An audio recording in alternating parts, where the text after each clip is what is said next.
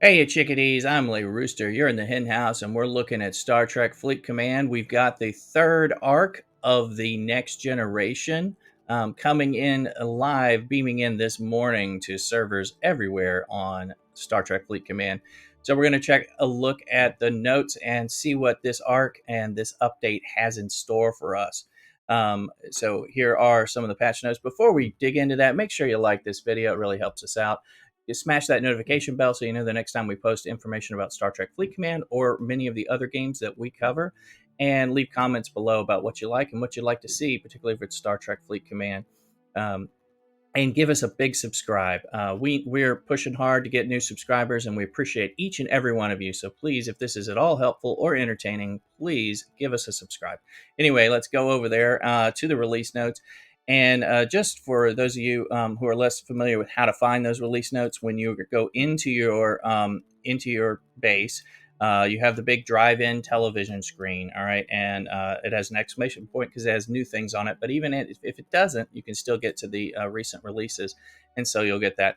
Now, instead of reading it here, we're going to read it from their website, which has better pictures and graphics while we talk about it, although we'll reference the game periodically. We'll keep that nice, chill Star Trek Fleet Command music playing in the background.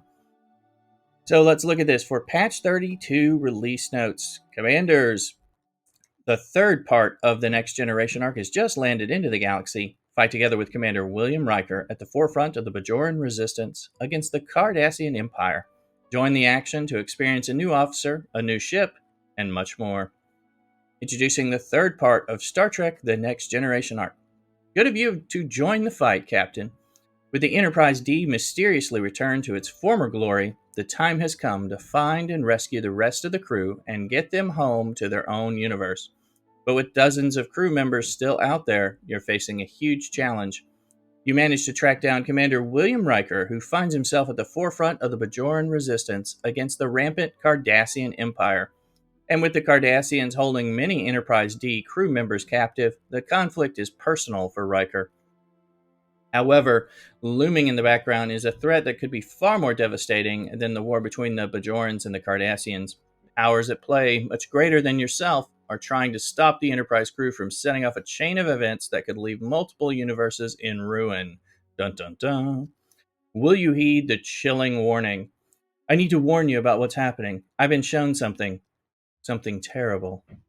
The third part of the Star Trek Next Generation in July includes new officer Epic William Riker, new ship the Meridian, 4 new research nodes, 4 new ship refits, 15 new missions, 4 new avatars, 3 new frames, and of course a new battle pass. Picture of our new officer, Commander William Riker, Epic William Riker, sporting the beard and everything. We knew we wanted to see that beard, and it was noticeably absent last time. So Epic William Riker, his abilities, his captain abilities, Vibrant Authority, increased damage against Armada targets by X% per round, and it is cumulative. And the Icarus factor, increase weapon damage against Federation hostiles and Armada targets by X%. Okay, so we can see that'll pair. I know that we have some stuff with Klingon things from Geordi, so we'll see some interplay here. The new ship, and here is a nice picture of it, the Meridian. Again, if you're on the podcast checking us out, you can check us out to the link on YouTube to catch some of these videos as well. All right, the Meridian. The Meridian has arrived in Star Trek Fleet Command and will surely be your fastest and most efficient isogen mining vessel. Acquiring the ship unlocks a new territory capture refinery option, which provides direct access to territory capture research particles and the new ISO resin material required for 4 new and powerful research nodes that they mentioned above. Tearing up the Meridian will also increase the output of territory capture research particles and ISO resin. The Meridian can be obtained by any players above level 25 through the Battle Pass during the July tent poll. All right. And we'll see as we look at the Battle Pass in the game in a little bit, and we'll look a little bit more at the ship from within the game. All right, new ship refits. In March, we introduced ship refits in game. Today, we're launching 4 new ship skin refits, all of which give exclusive mining buffs. So there's a focus on mining here for the ship, as well as for the upgrades here. So the uncommon refit is the Meridian. It unlocks a third refinery batch, meaning you'll get 4 chests for tier 1, tier 2, and tier 3 isogen. Okay, if you're grinding up that isogen, then that can be helpful. The first rare is the USS Hydra. Pictures here of that. It increases plus X% mining rate of ore. Okay, so helping out with that ore. Refit for ore. Well, let's look. I think I'm liking this. Another rare, the Bachor, plus X% mining rate of gas. Completely different look. Looks neat. Really nice. And a third rare, I bet you can't guess what this one is. It's the Vortivore, and it's plus X% mining rate of crystal. Also looking quite a bit different from each other nicely, and mining the different pieces. So I do like that, rather than having to get those faction ships, which of course we can still get, but getting the faction ships, which are pretty darn costly. We've seen a lot of breakdowns about that. In order to build them all up, perhaps chasing the refits on one ship and being able to just switch out the refit based on what you're going after. That could be pretty helpful and a little more cost effective too, for us players. So we'll see. Proof will be in the pudding. All right, new daily goal: away teams assignments. Starting this month, you will have another way to complete your daily goals: away teams assignments. Away teams, introduced by patch 30, give you the possibility to send officers on assignments and receive rewards. Now, doing this will help you to gain more daily goal points and obtain more speed ups. Yes, indeed. And I've got it in the game, and they've got one or complete any assignment, and we get 5 points towards your daily goals, and you get 12 5-minute away team speed ups. Is what on my low level account at least. I'll have to check my high level account. All right. In the research nodes this month, we will also bring new research nodes in the territory capture tree, providing powerful buffs which reduce PvP damage taken, increase PvP damage when defending, increase max cargo for survey ships, and increase all damage when attacking or defending a capture or mining node. So, okay, they're going to affect some territory capture pieces. Let's see, reducing PvP damage taken, increasing the damage when defending in territory defense, increasing max cargo for survey ships. So that one's a little separate, but that one can be nice. And increase all damage when attacking or defending a capture or mining node. So, all right, pretty cool. So we'll be able to get some of that. New Armadas timings. Now this isn't brand new stuff, but they've been talking about this and they've been failing with this. Scopely certainly has. If you did any of the Armada events or tried to do them due to the timing problems that were going on, after listening to your feedback, we decided to considerably increase the spawning time of the Armadas. You can find new Armada respawn times below, find and defeat those powerful enemies, and obtain your high reward. So the G3 uncommon Armadas will have an average 15-minute timer with a 5-minute variability. All right, 15 minutes. We'll see how this all works. They didn't touch the uncommons before, but the other ones that they did touch didn't seem much better. So we'll have to see. G3 rare Armadas will have an average 15-minute timer with a 5-minute variability. That will be nice. If these two work, and we've got plenty of greens and blues, that would be a step in the right direction. G3 Epic Armadas will have an average 60-minute timer with a 30-minute variability, so some 30, some 90. Okay, you're going to still have to camp those spots looking for those epics, it sounds like, but if that's an improvement, that could be good. G4 Armadas will remain the same for now. Okay, then the Battle Pass. We have a new Battle Pass to continue the next generation arc. It offers full unlock of the new Meridian Ship, Riker officer shards, missions, cosmetics, resources, and more. Unlock tiers and content by participating in events throughout the month or purchasing the Premium Pass for additional rewards. We have some new missions. Works alongside Riker to fight the Bajoran resistance in 15 new missions to free this Enterprise D crew held by the Cardassian Empire. 10 of those missions will be obtained through the Battle Pass. And we got some avatars. I know they introduced this, and honestly, even though it's kind of it's just cosmetic, some of them are quite neat, and I know some of them we really want, and it varies a little bit. So the one you want a lot may be one that someone else doesn't, and vice versa.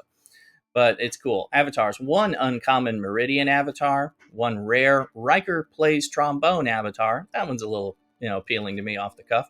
One epic Riker avatar, one epic holodeck games avatar. Then we got some frames, same kind of thing as with the avatars. one uncommon Isogen frame, one epic holodeck games frame, and one epic Riker's beard frame. Yeah, given my love for the beard and my love for the bearded Riker, that one may appeal to me. I don't know about you. Let me know in the comments below. Let's see. There's some improvements. They said player preferences and new flags are now stored on the cloud. Perhaps that means when we switch devices, because we're trying not to get raided, we won't have so many new things to click off. I don't know. Federation, Romulan, and Klingon survey hostiles below level 40 are now properly classified as faction hostiles so that faction related buffs work against them. Great. A new star system has been implemented between Bajoran and Cardassian to reduce warping time. Reduced warp time is always good. Players will be able to jump from one round to another using a new up-down button in the battle log view. For those of you picking through your battle logs and really trying to test out how your officers are working and if things are firing correctly, that will be helpful. Completed daily goals will be sorted to the top of the list. Okay. All right. And then they have a host of bug fixes. I noticed one of the ones is occasional app freeze when looking into systems while playing on a phone in the Swiss German locale. So, you Swiss Germans, there you go. There's the love. All right, you can read some of those, and then that really concludes some of the bug fixes. But I'm glad that they should always be fixing bugs. Always, always, always fix bugs. Even the ones that affect our Swiss German co-players. So let's check the game out. All right, here we go in the channel. So we saw some of the pictures. We wanted to look in. Now, this is my baby account. So if we look at our daily goals, I've completed but haven't collected the away team leader. Complete one away team assignment. Gives me 5 points. And here we see that I'll get 12 5-minute assignment speed ups. I haven't checked on my level 30 plus account, and I don't know how it scales as yet, but because we're getting this out early. Anyway, check yours and we'll see. And we'll see if we get more. Let's see if we get one, like a stretch goal for like completing 2 or something. All right. Now I wanted to look at the ship a little bit in here. So I'll scroll and bring it in. We showed the pictures there in the from the website as well. When I looked on my other account, the ship was in here, but it was named like Ship Blueprint 001 000, that kind of thing. But this one says the Meridian. So we can see the picture. We can scroll it around a little bit. Let's get it in that AR mode. Those on the podcast, check the YouTube out for these videos as well. It's got some nice grindy bits in the front. It's got a nice orangey rust color accent, which, me being a big fan of orange, I like it. This is a little reminiscent of EVE Online, honestly, and I mean that in a good way. I like the look of this ship. It looks kind of cool, and cooler than some of the mining ships. So, I don't know. What do you think? Tell us below in the comments. All right, so, and just some details on that. I noted some of the, we got plenty of stuff, but if we look at like the cargo capacity to start on this one at level 25, when you can build it, 87,000. Your protected cargo is going to start at 1,200. Your mining bonus will be 700%. But let's read the description here. The Meridian is a survey ship that specializes in the extraction of isogen. This vessel's design has roots that link it back to the old ECS cargo haulers of the 22nd century, which have become a staple of mining conglomerates and plucky independent traders like you. Many iterations of these old Earth clunkers have been refined over the decades, resulting in efficient and versatile long-haul crafts appearing in the distant reaches of the quadrant. The Meridian is a highly advanced new construction pieced together during the recent rush for isogen in the origin sector. Rival races, the Bolians and the Sulaban, have been innovators in isogen extraction, and their respective allies have contributed to the refinement of the Meridian's polished iso-resin-infused hull.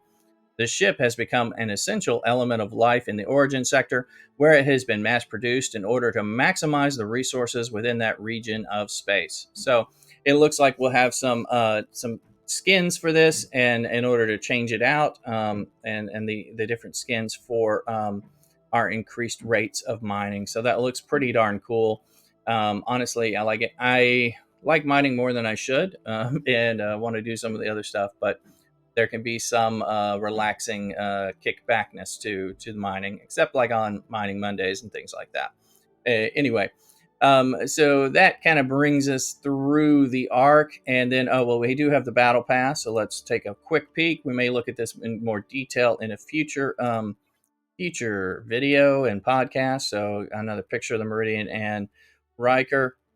We can see that on the second tab in the free-to-play side, you're going to get 25 out of 100 blueprints for the Meridian, and that's going to continue. There's another 25 at 8 as far as being able to build that ship quickly, and another 25 at 14, and then you got to complete at level 20 to get the whole Meridian. So you are going to have to work that. But these haven't been as hard to complete as they were when battle passes first came out. A lot of different stuff in here. We're seeing isogen stuff, seeing in extras a lot of the assignment speed ups. I know that Scopely was saying that they valued these a lot, and they may value them more than the community does. So that's the question. Are you putting too much of that in here for us compared to the resources and the things that we know we value and that we want for our money? That will remain to be seen. But put your comments below and help guide that so we can get Scopely some feedback as well. All right, so we also see, of course, you're going to get some Riker shards at different points. He's going to be 100 unlock, and he's epic. So are you excited about getting Riker? Are you excited about the mining ships or the refits for that? The new research that's going to help you with your PvP and territory capture stuff. Is that stuff that is an appeal? Let me know in the comments. Let's check out. Anyway, check me out. Make sure you like this video. Put a comment down below about what you liked and what you'd like to see. Make sure you smash the notification bell, and please subscribe so you can help push our subscribers numbers up and really help us out. And make sure you don't miss the next information about Star Trek. You'll also find down below a link to my Twitch stream. I stream every day. I stream a few different games, all in the sci-fi, fantasy, comic book, fantasy geeky spectrum. So like Marvel Strike Force, Marvel Future Revolution, Star Trek Fleet Command, Harry Potter Wizards Unite. So I produce videos about all of those, and will about other videos, other games that I play as well. They're always a heavy geeky component. We stream, we talk about these geeky subjects, we talk about our Star Trek, we talk about our Marvel comics or DC comics, things like that, our Harry Potter lore. So feel free to drop in. I stream weekdays Pacific time after work, and on the weekends I stream starting in the morning and throughout the day and afternoon and into the evening. I usually do my Star Trek Fleet Command in the mornings around the server reset, when the events reset anew at 9 a.m. Pacific time. So, or soon thereafter is usually when I'm kicking off on the weekends. So we kick back, we have some fun, play some tunes, play some Star Trek, talk about it. Please check us out there. And if you're coming over from the podcast or from YouTube to one of the Twitch streams, please let me know so I can give you a special shout out and welcome. Also down below, you'll find the links to my Discord server, where we're building a bunch of like-minded gamers who like a lot of these same types of topics and geeky nerdy topics and the games that are inspired by them. So we can help each other out, hang out, and have a good base for connecting and building and getting new alliance or guild members, things like that. So make sure you join the Discord, and you'll get further notifications of the material that I create. Anyway, I hope that you found this helpful. Make sure you do well, live long and prosper, and cock-a-doodle-doo.